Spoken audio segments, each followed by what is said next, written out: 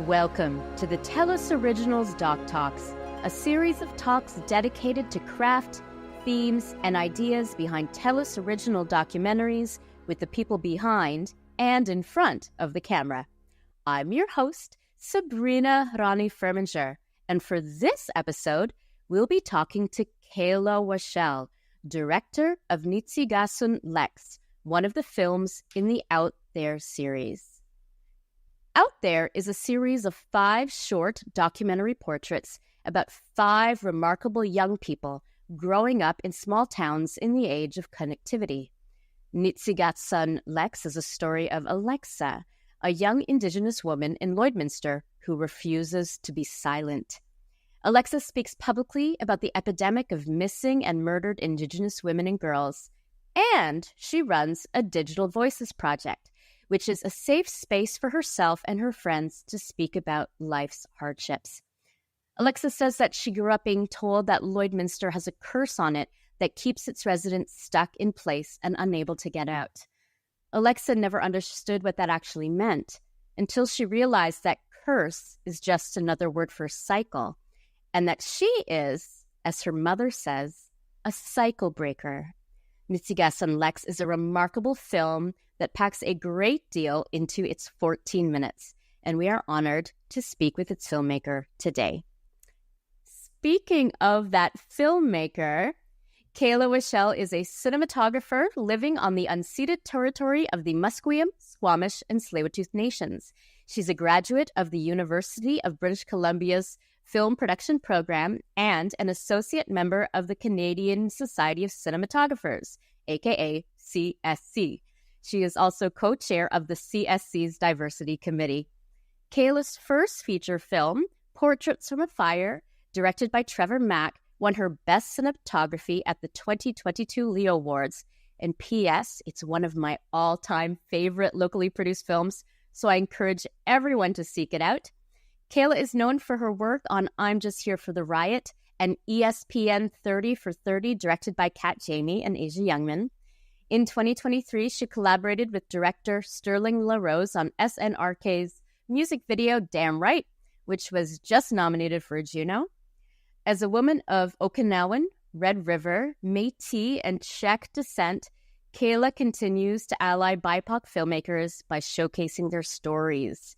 She strives to produce a diverse film set for all people to thrive and create within. Wow, Kaayla Whachell, welcome to TELUS Originals DocTalks. Thanks for having me. So happy to have you with us here on TELUS Originals DocTalks. Let's begin before the beginning. How did this particular film come to be? What's its origin story? Yeah, so the EPs of the project, Jeff Petrie and Nathan John asked if I wanted to DP a few of the episodes, and I was like super excited because they're a directing duo themselves called Salazar, and I've always looked up to their documentary and commercial work. So I was like, oh, this is a great way for me to learn from them and also meet new filmmakers. And then just as we were talking, they were like, oh, we think maybe you should direct one of the episodes. And I thought this would be a great way for me to also uplift one of my best friends, who's a first AC named Diana Perry, who's also a cinematographer. So she was able to shoot this episode, and it was just like a great way for me and her to work together because we normally work together as a DP and first AC. But now she's working full time as a cinematographer, and I can't book her as a first AC. So yeah. And I love that you talk about you uplift one of your close friends, and what we see Alexa do in the film too is uplift her community, especially of her friends. But how did you connect with Alexa? Was this through the Salazar EPs? Mm-hmm. Yeah, Jeff and Nathan were looking with TELUS to find individuals across Canada that were like basically extraordinary youth that were living in rural areas and just doing things that like I would not be doing at 18 and 19. Like Lex has done way more than I could have ever done at her age. And we read about her online and we were like, maybe she would be someone great for this doc. And then the doc kind of turned into being about her, but also her friends, Tanisha, Santana, Riley. So yeah, it was just really great that all the girls could be in the film as well. Oh, I honestly, in the 14 minutes or however long it is, I felt like I got a real glimpse into a friend group and a community. You accomplished a lot. But tell me about, your first conversations that you had with Alexa. I see that you call her Lex as well. Mm-hmm. What were some of the things that you talked about, in those initial conversations about the kind of project, that it was going to be? Yeah. So the great thing is that Alexa Lex is a filmmaker herself. So right away, like we could easily talk about ideas. And I felt like she right away brought a lot to the table and like had her own ideas of what things that she for sure really wanted to talk about. So then it was up to me to kind of translate that into more of a visual representation of herself, because it is also weird to be on camera. Like she's always behind the camera. So we were just, for our first few meetings, we just talked a lot like about Lloydminster, a lot about missing murdered Indigenous women and girls. I had in the past traveled with the National Inquiry into missing and murdered Indigenous women and girls for a year and a half across Canada, listening to the hearings. So I brought a lot of that up with her, just like examining how she felt as like a youth, like being a young woman in an area where you're constantly seeing women that look like you go missing.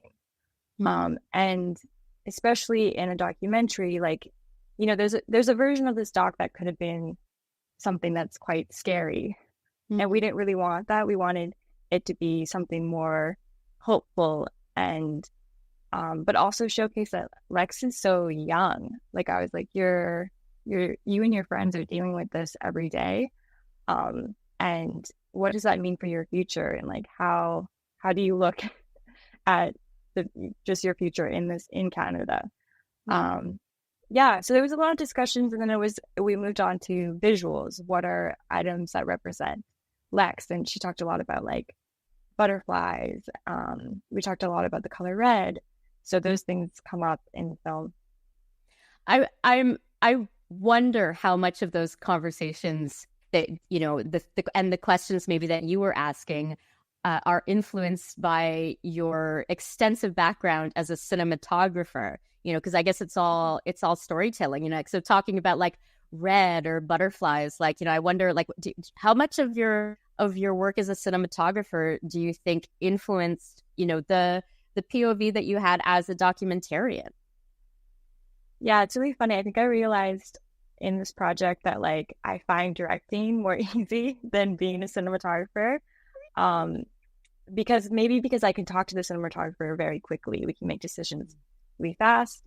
But I think that what I find as a cinematographer is that I want directors to be maybe more visual or more concrete in their decisions. And that's really hard with documentary. You don't almost want to be like, I want this to look exactly like this photo that I've seen.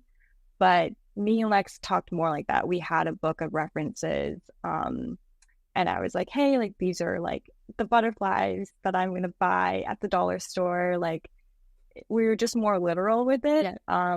And so I think that in that sense, it was easier to film. We weren't like sitting around being like, oh, what are we going to do? It's like, oh no, let's go out here and do this. And if this isn't working, like we can move on to this idea. So it was maybe more of like Lex was telling us what she wanted to film, but we were also creating these environments that were just like a lot of fun. Like we just like had a party in her apartment and like blew up some balloons and like turned on some red and blue light. Like, yeah, we just tried to make it a lot of fun. So fun, and then play in the snow. And I know like, and I love that there were moments of fun and moments, and we will absolutely talk about those. But what steps did you take before, during, and after filming to ensure that you took a trauma-informed approach, especially you had that awareness after traveling with the inquiry for all that time, what did you do to ensure that you honored Lex and her story, and also that she was safe and re-traumatized, through when speaking about things like murdered and missing Indigenous women and girls. And because as Lex says it at one point, I think it's during a speech that she's giving in an auditorium somewhere, there was a period of time in 1 year, she, 4 of her friends, 4 people she knew, disappeared. Right? So it's very personal. So yeah, what did you do to ensure she was safe? Yeah, this is something that I talk about a lot in terms of like, even when I'm a cinematographer on a project, like there's protocols that need to happen before you film someone, especially an Indigenous person that is, in a sense, reliving their trauma. Like if they're sharing, and I get really emotional about this because I also find that with documentaries, sometimes we're going and we're filming elders and we're asking like so much of their time, and in documentary you don't pay people, and I'm like, oh, they're sharing so much of their knowledge, and I feel like sometimes it's very extractive. So with Lex, I was like, she's really young, and I don't want her to look back on this and feel like she overshared, or that like this wasn't a good experience. So we made sure that we talked a lot, we met everyone, and we didn't film until they were ready for us to turn on the camera. And we were very particular in terms of filming ceremonies. Like there is times where she was lunching with her mom and her friends, and we talked a lot about like, do we film that? Do we show that? Some things, are just meant for the people in the room. It doesn't have to be shared with everyone. And yeah, I think it's like also just amazing that she interviews her friends and other youth, and they talk about all the stuff that's going on in their lives. So she, in a sense, was also training me on how to do that. So I learned a lot from her, and she would right away tell me like, oh, I don't want to talk about this. And yeah, a lot of like the monologue is throughout the film is so much of her, like her actually like writing down what she wants to say. So I got really lucky in terms of like, she's such a strong individual. So she taught me a lot. I mean, it sounds like you both were lucky to, to find each other, that if that with a different, documentarian, in this situation, that they might have taken a more, the word used, like an extractive approach, right? And that just covers it. That just sums it up so well, being extractive, like it's harmful to the environment, to the person, and then so it's like it was a really good mix. What kind of relationship do you personally have to just the small towns in Canada? Because that's like that for this entire series. This is a foundation stone of it, right? Is that we get to meet, 5 remarkable youth, leading extraordinary connected lives, in small towns, across this land. Like what's relationship to small towns? Yeah, so I grew up in a fairly big farming town called Abbotsford, but I have 6 siblings, and they grew up all across Canada. 2 of my siblings grew up in Whitehorse, and 1 of my siblings grew up in Rosetown, Saskatchewan, which there was like 4 people in his high school. So I grew up visiting him there. It was very different than like me growing up going to high school. 4 people. Like, yeah, 4 people with. So I think my experience in terms of visiting these communities, they're all communities that I have either been to or driven through. But it was nice to actually like spend a few days in Lloydminster. Like I was like, oh, I've driven through Lloyd quite a bit, but yeah, not actually like met a lot of people or spent more time there. And I mean, as somebody who did, I mean, you did visit all of the different towns in the series. What kind of thread did you see running between these communities, and in particular between the young people that you were meeting in these communities? Yeah, I think one thing that I realized is that when I was telling people, oh, I'm going to Prince George like next week, or I'm going to Fort Mac, you hear from a lot of people like, oh, those places are really not diverse. And I think the more you spend time in those towns, you find that there's actually like so many different communities within those towns, and that here in BC we kind of have this like, we're like, oh, we're so diverse, we're the big city, but actually that might not be as true as compared to like Fort Mac. There's tons of different people that go there for the industry, and it's changing. It's not, like Alberta, Saskatchewan, that maybe now like a lot of people do immigrate there, not just Vancouver. Yeah.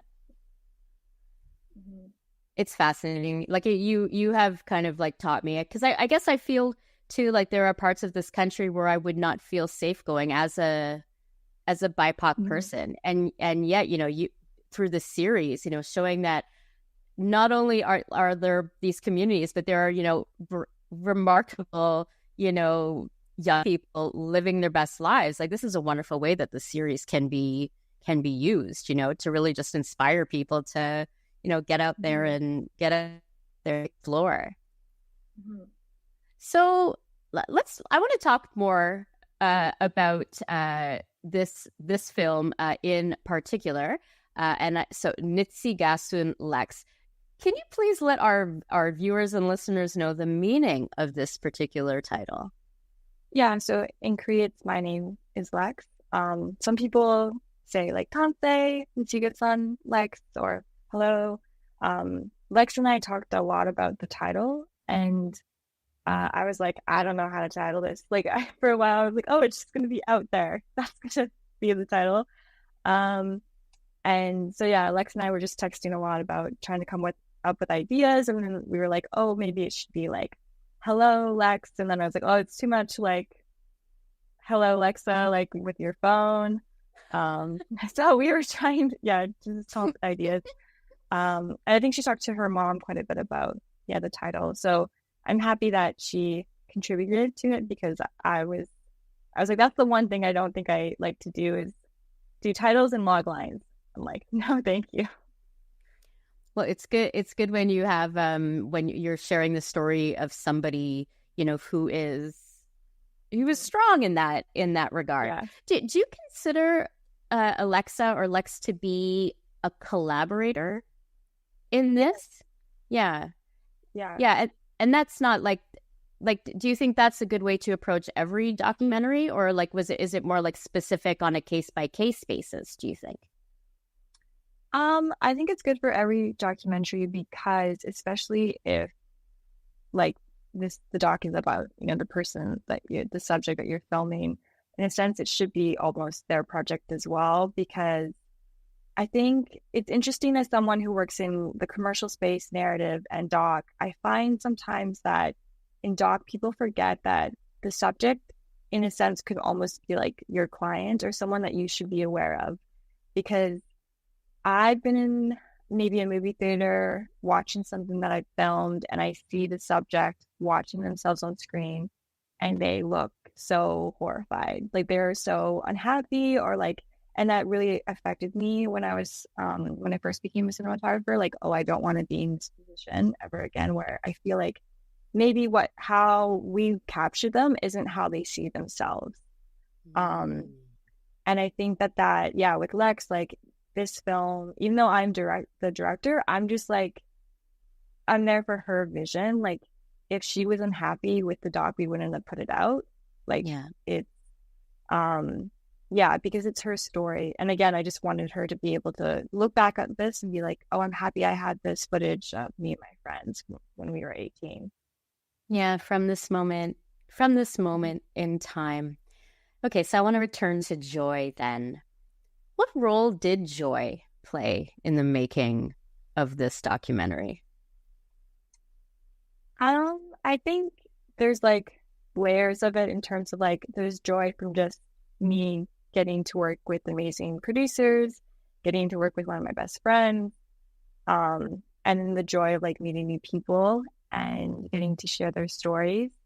I think like, yeah, sometimes also like Alex and I talked about a lot about how like it can almost be like in terms of Indigenous representation on screen, there's a lot of images of like Indigenous people being quite upset on screen, and again the trauma, and she's like, I just want to like show us laughing and being happy and being young. And I was like, yeah, like you guys are so young, like you have to experience so much at this age, and it's important for Indigenous people to see themselves just like in every way, not just this one avenue that seems to be in the media quite a bit right now. Right. Take us behind the scenes then to some of your most memorable days filming. So I noticed that it looked really cold, like for like you're popping wheelies and stuff like in a snowstorm. So like did the weather, like did it present any kind of challenges at all to make any day memorable? So tell us about that to begin with. Yeah, I think it was not like below -20. I think it was maybe only like -15 on the night that we filmed at night, where she's walking through the snow with the red flashlight. But I do remember that like all of us were like, oh, do we have to film this? Like it's like just a little too cold right now. And I was like, no, like I think it's really important. So things like that. And also like with the documentary and camera gear, like anytime it gets into the negatives, camera gear is just like, you never know what's going to happen. So did any so what is okay, so first of all, like what could possibly happen, like especially you as a cinematographer, what are you thinking about as far as the equipment goes when it gets -15, -20? Yeah, just the batteries end up draining super fast because they can't handle the cold. And then we had a small documentary package, so we didn't have all the tools that I would have like on a larger set. So we're like, I had batteries against my heart, like in my coat that I was trying to warm up, and then like the cinematographer was running around, and just like weird things could happen. But luckily we didn't film like all night. I was like, we'll just film like 3 hours. That's it. That's actually really beautiful. Like the idea of you like holding the battery to, like, it's not good for you. But it's not just good for you. But it's like there's like something kind of beautiful and I don't know. There's a metaphor in there. I'll leave that to somebody else to figure out. What moments of joy though did you personally experience? Like, what were some of the most joyful moments for you from this entire experience? Either pre-production, production, or post. Yeah, I think like all of it. Definitely after like we filmed it, like it was like almost 2 years ago, and then it was able to premiere at Imaginative, which was really amazing, and Lex and Tanisha came, and I just like managed, I was like in between shooting, and I just managed to show up right before the screening, and that was really surreal because I was like, oh, I just hope that Lex continues on her filmmaking path. And since then I've always been like sending her stuff and like being like, you should meet this person. Like I'm such an auntie, being like, this is who you should meet and tell them about your projects. So I'm just hopeful that like she continues in terms of in film, or if it's like she starts a podcast or anything. I think she has a great eye and great voice. That's beautiful. You're family now. You're an auntie. That's amazing. Or like you guys sister. Yeah. Your family now. But what were some of the difficult days or moments during filming that you had to navigate, and how did you navigate those? Yeah, I'm trying to think about that. I think like it's also hard maybe in terms of like the series is, each episode is different, but there's the through line of like it's all voiceover. There's no sit down interviews. You have to film quite a bit to make up that 14 minutes. So I think only the hard times were when I was like, oh, I feel like maybe this scene isn't working. What should we do? And then talking with Lex about coming up with ideas. There's also so much we filmed that isn't in the movie that I know that like it would have been great if we could have fit it. There's a lot of moments with her brothers, with friends, and it was just like, oh, if we do this, if we put everything in here, it's going to be like a half an hour documentary. So making those decisions were hard. Yeah. And so how did you make those decisions? Especially, like, I'm assuming as the director, you're the person who has to make those decisions, right? So what were, like, how did you know? Or is it a question of it just a feeling? And it's a feeling that you've honed, over your years in the industry. Yeah, I think it was more that I was like, oh, I know the intention wasn't always to have all the girls in the doc. It just kind of like while we were filming, we're like, oh, this is great. Like the more they're together, like the more I want to, stay here in this moment. So then all these other ideas that we had when we got into post, I was like, oh, even though they're great, I think this film is about these girls and we should just kind of stick to that. Because also being a filmmaker, I know like that it's hard with festivals and it's hard with like streaming platforms, and you can make an amazing project, but if it's like 40 minutes, sometimes people won't program it. Right. So I wanted this to be seen. I just like I've worked on so many things that I'm like, this is amazing, but I know that a programmer isn't going to program it because of the right time. Yeah. You're talking about the girls, and all of a sudden I just had a flash of them returning to the high school, to this this space, this room that was specifically for the Indigenous student population. Can you tell us a little bit more about what you saw, in that space, and that, wonderful woman who runs it? Because I'm assuming that this is a more recent occurrence, in schools, in schools that are smart enough and fortunate enough to, to have a room like that. Like, what did you see there? It was really amazing because their teacher had like a room that I felt like was like when I was in high school, we had a room as well, but it was like not as maybe like the artwork in it was quite there. Like you couldn't like leave stuff in that room. So I felt like, the girls were just able to express themselves more. And it's also interesting because I think that maybe in those rural towns, there is a larger Indigenous population. So there is more Indigenous students. And I could see that in that high school, there's a way larger Indigenous presence than when I went to high school. And I was like, oh, like this is like really cool. And maybe in a sense that like a good thing that Lex, like now she's going to school in Vancouver. I do remember that when she came to visit while we were doing post, she was like, oh, there is more presence here, like in terms of like the city itself. There's more Indigenous art. But I think in her school, I could see that maybe just being around that more is like, oh yeah, again, you're being seen. You're not like, you're just maybe more free to express how you're feeling. I smile because you did, as you're saying, being seen. I was thinking of the teacher, talking about,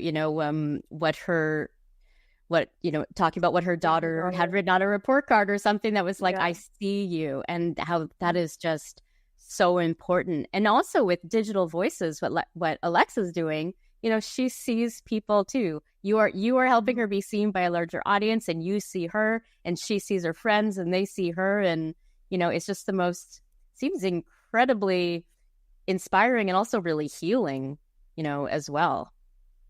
And I think there's a difference between being seen, and like Lex talks about this, and being like labeled. That was something that we talked a lot. Like for myself, being a BIPOC mixed woman, like people constantly place labels on me, like they're not sure of my identity. And Lex experienced that a lot. Like, oh, you see me only as the Indigenous girl.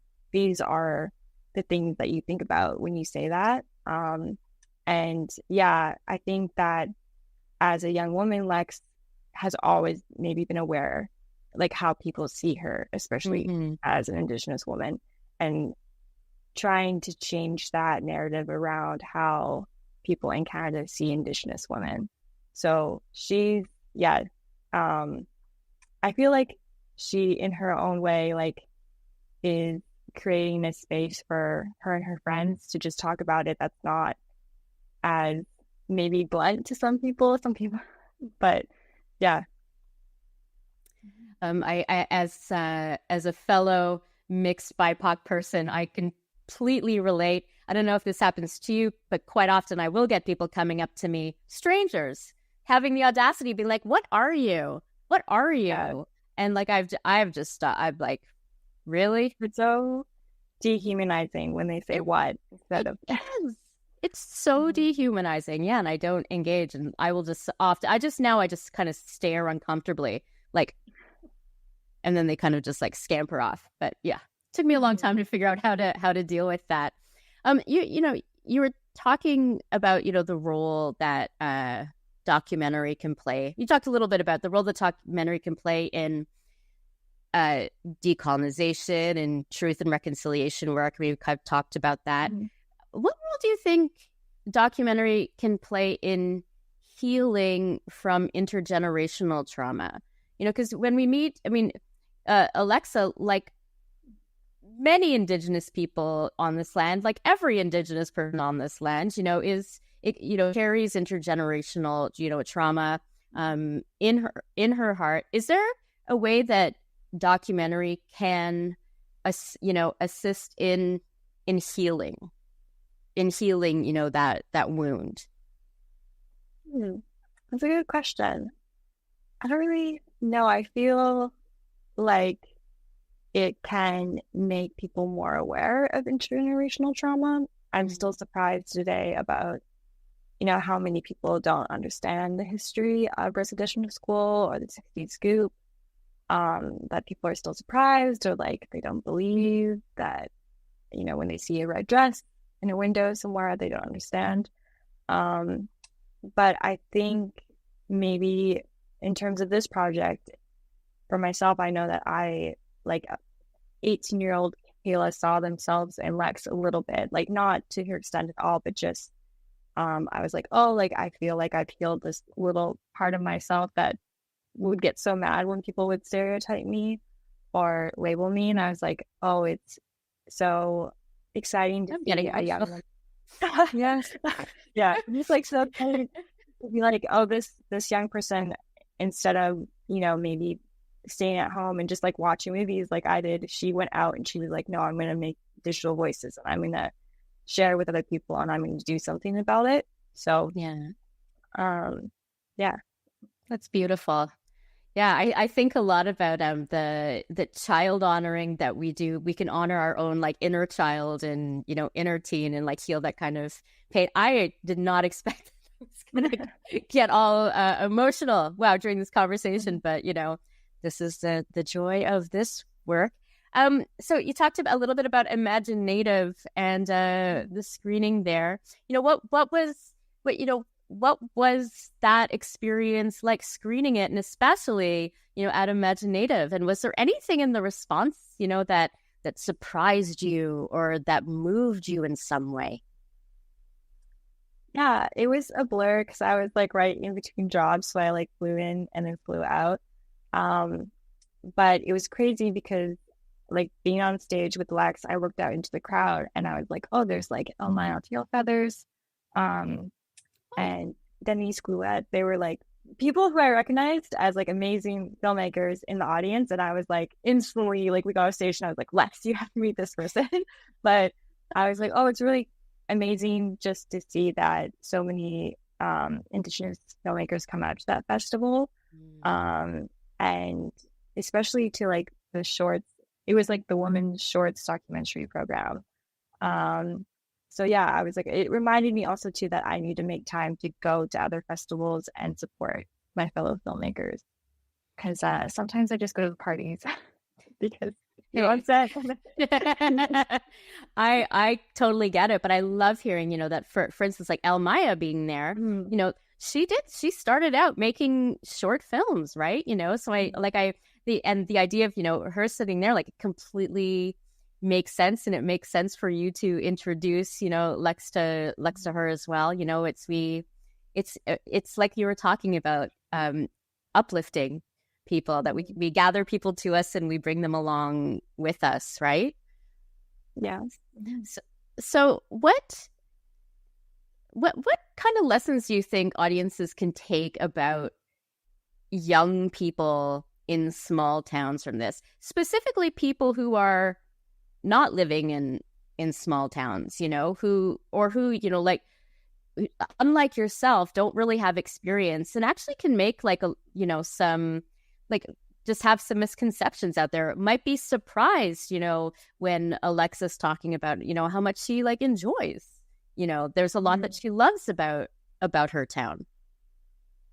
Yeah, I don't know. Like, I think it's interesting now. I find that the more I spend time like in a bigger city, in Vancouver or Toronto, I noticed that in these smaller communities, younger people are maybe more encouraged and have the resources to kind of go after what they want to do. Like, the cost of living is way less, and their parents can maybe like get them into more after school programs.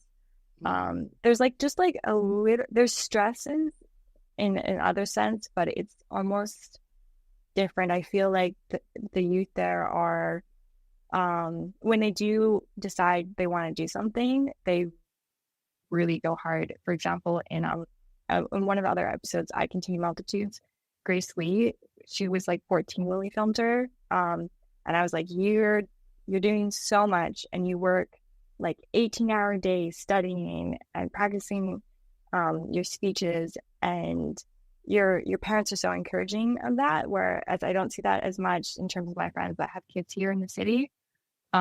Maybe it's just because, like, yeah, we're worried about paying our bills and I don't know, stuff like that. So I think it made me be like, oh, maybe if I have kids, maybe it's not a bad idea to move out of the city.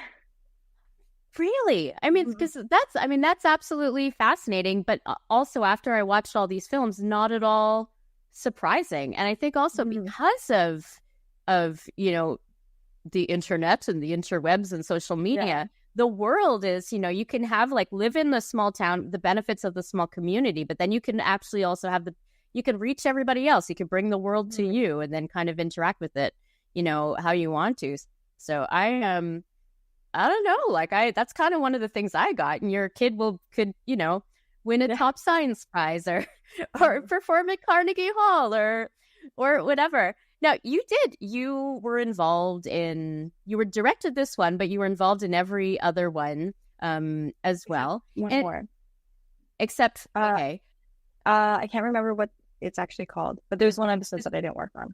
Okay. But to watch all of them, because I have watched all of them, they all look and feel very different, so like what kind of, and like I'm sure that there is some fun there. Was it hard for you to give it each one a different look or feel, or like what was your starting point, with each one of those to kind of figure out, how it would be shot and what it would feel like?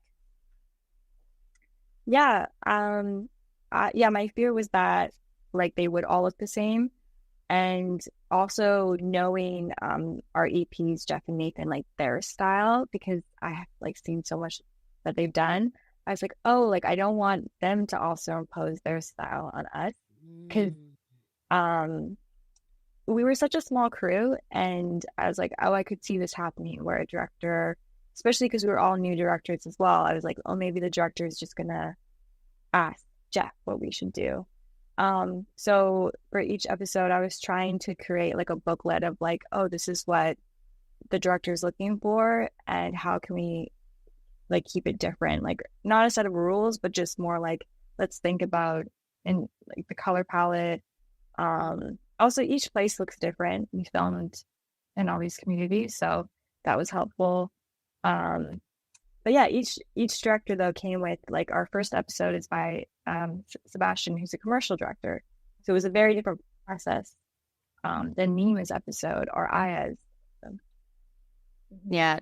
And honestly, I do recommend for people to seek out every like the entire series. Each one can be enjoyed as a film on its own, but then you sit down and honestly, like I have a teenager, so I watch all these and I'm like, wow, the kids are all right. Like they're like between my kid and my kid's friends and then these films, it's like I actually feel very hopeful about the future, you know, after watching all of the films together.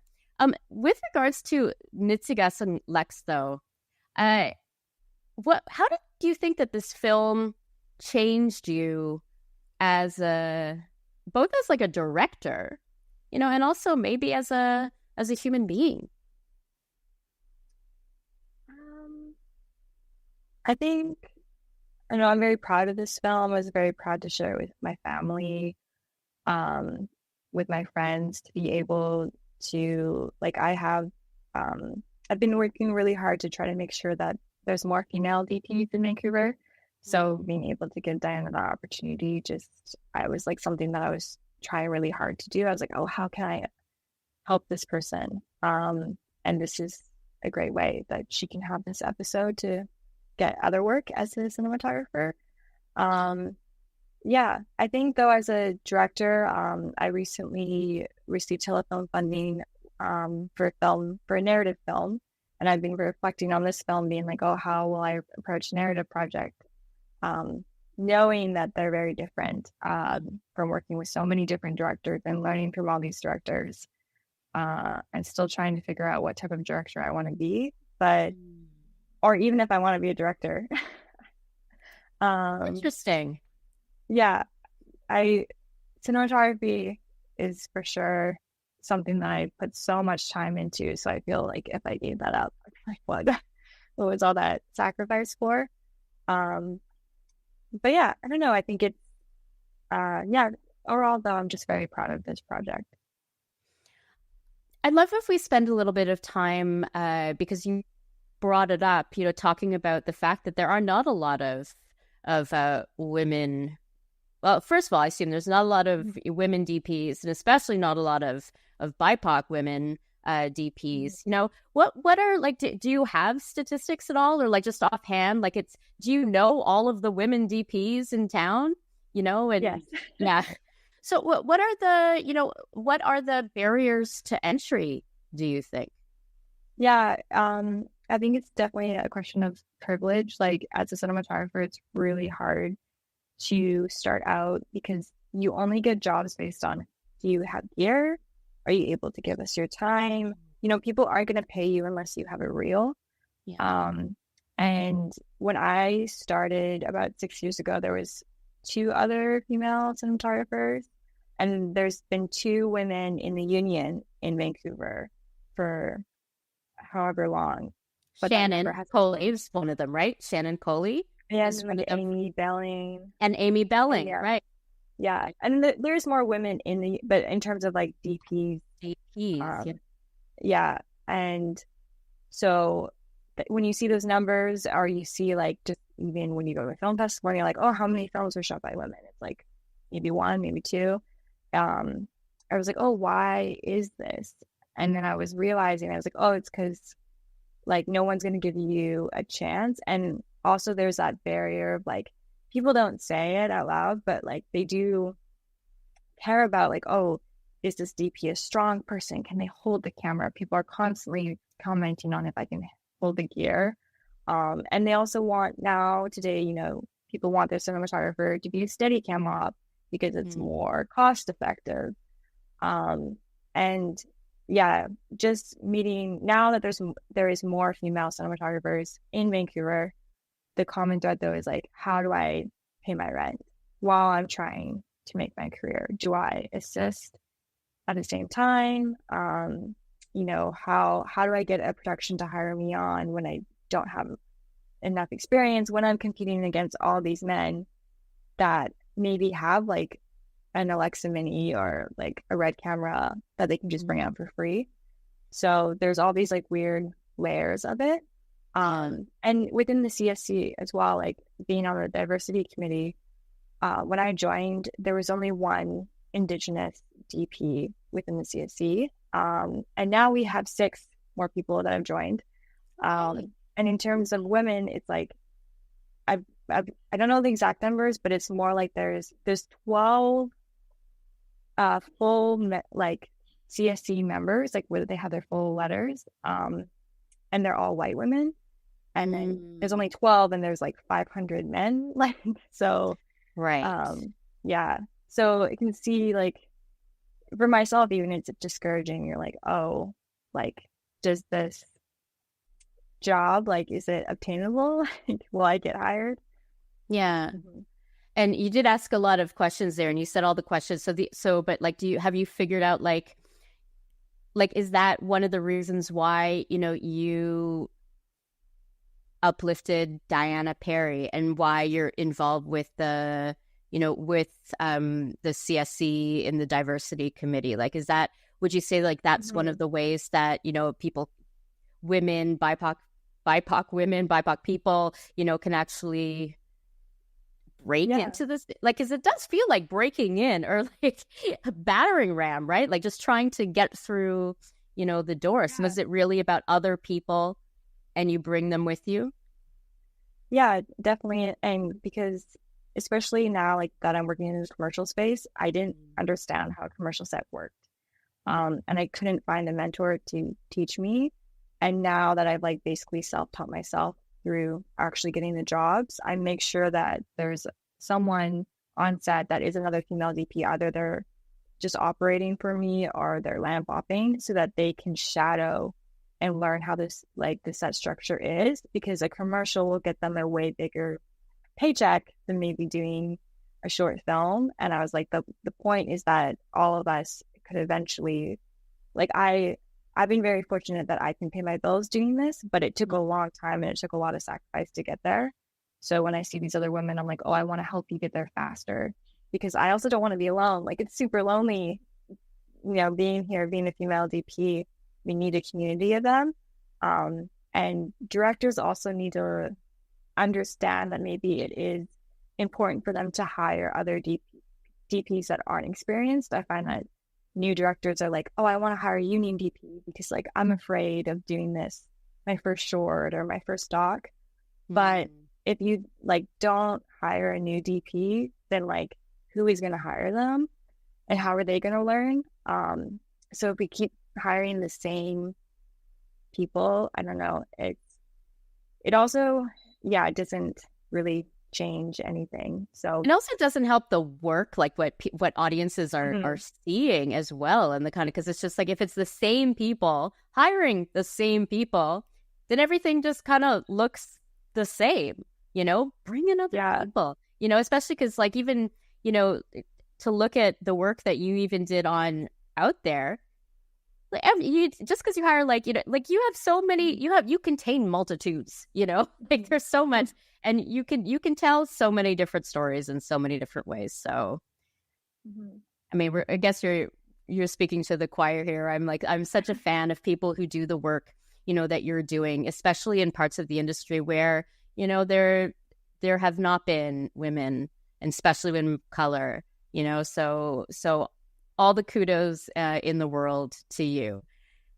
What about documentary? Like, you mentioned, that you didn't know if you wanted to direct again, but like, what is, like, if you work to make more documentary films, as a director, like, what kind of stories do you think that, like what is a Kaayla Whachell story? Like, what needs to be present in a documentary, story to make you commit your time as a director? Yeah, that's interesting. I've been kind of taking a break from docs because they, like, really, I did so many feature ones back to back. And I was like, I just need a break, because it is quite hard. I am such a, like, sensitive person, and, like, sometimes when someone's crying on screen, I, like, can't even film them. Like, I just, like, I want to turn off the camera. And if I feel like something where, like, that's why I'm like, oh, there's other people out there that are, like, better at filming documentaries, because sometimes I'm just yeah, I just like want to be there with the person. I feel quite heavily. But yeah, in terms of the films that maybe I want to make, like right now, this film that I'm working on, in terms of a narrative project, it has very similar themes as this doc. It talks about intergenerational trauma quite a bit, but is focused more on my mother's side of my family, which is they're Okinawan, and just the experiences that they had being colonized by Japan and then immigrating to Canada, feeling very different. And yeah, I guess maybe intergenerational trauma is something that I really want to talk about right now. Yeah. And intergenerational healing, it sounds like, it's like, which I think is like the next step, like first we let people know, what the trauma is, and then we actively and aggressively, work to heal it. Wow. So have you, like, I'm so curious about this. Like, are you like talking to your family? Like, is there anything like in working on this narrative project, because it is kind of inspired by your own family story, is there any kind of like documentary, like stuff that you need to do, interviewing or anything, in order to, so tell us about that. Yeah, so the film is titled On the Rain. It's actually a short film that my friend Haley Gray, she created this story, and I filmed the short with her. And then during the process, suddenly we were like, oh, this is kind of fun. And she was like, hey, I wrote this feature, but I kind of want to rewrite it. And I was like, oh, okay. And I was like, I would love to film it when you have, the script. And she was like, oh no, like, why don't you rewrite it with me? And so the story is like her idea, but then the characters are like very similar to my mother's experience, immigrating from Okinawa and just growing up in BC. So yeah, we've kind of like in terms of that project, like I went to Okinawa last summer and then filmed with my aunts and uncles and like asked them all these questions. And yeah, have all this footage as well that I'll just probably edit together one day. But yeah, it's I don't know if there's a doc out of it, but there's definitely something that I want to explore and share to Canadians, in terms of just maybe being different and the idea of, again, people seeing you as one thing, but you don't see yourself that way. What a journey. What a journey that is an individual. I mean, identity, it's so deeply personal, but so much. I mean, I know from my own experience, and now I have a daughter who is South Asian and Filipino and Ukrainian and English, and so much of how, they see themselves is how other people respond to them, but they actually, because I feel like my husband and I, we've really empowered them, they're like, I am all these things. Whereas when I grew up, I had the mothers like, we're no color. We're beyond race. And I'm like, oh, that's easy for you. Now I'm like, that's easy for you to say, because you were the white lady, but it doesn't, like, if anyway, it's, I think that both documentary and also narrative is really a wonderful place to explore, all of these different ideas. So I am just so excited to see what you come up with everything that you're working on. We are kind of getting to the end of our time together today, Kaayla. So maybe we'll just let's end with this then. For a final question, what conversations would you like to inspire with Nisihkason Lex? Or what emotions would you love for people to feel as the end credits are rolling? I think I want people to feel hopeful, but to also like reflect on how they see Indigenous women, especially young women. Making this film, I also was reminded a lot of being younger and remembering like hearing about Robert Pickton and like all this stuff and being so scared and not really understanding or having a large enough community to talk about it. And in a sense, like I want the Indigenous audience to see themselves in Lex and get hopefully something out of the film. And then I want all the other people in the audience to reflect on how they see Indigenous women, and just to think about how maybe sometimes they can be a little bit like insensitive or ignorant without even realizing it. I think there's something about being like this quiet or like unaware. You hear it all the time, just people making little comments. And I hope that, audiences will just enjoy the film for foremost, but also, just reflect. And I don't know, maybe go out and watch more Indigenous films. We have so many in Canada. Yeah, we have incredible in Canada. And I meant what I said in my intro. Portraits from a Fire, which you won a Leo Award for, is one of the best that there is. So thank you. Yeah, and it's a doc and narrative. That's definitely much half doc, half narrative. It absolutely is. Well, thank you so much, Kaayla. Thank you, listeners and viewers, for listening and watching the TELUS Originals Doc Talks, and thank you also to our guest, Kaayla Whachell. Watch TELUS Originals documentaries at TELUS Optik TV Channel 8 and watch.telusoriginals.com, and follow us at TELUS Originals on Instagram. Doc Talks are a production of TELUS Originals. This episode was produced by Sharon Bradley with technical support by Matt Waterworth. Ken Soy is the production executive for TELUS Originals Doc Talks. Doc Talks are produced on the traditional and unceded territory of the Musqueam, Squamish, and Tsleil-Waututh Nations.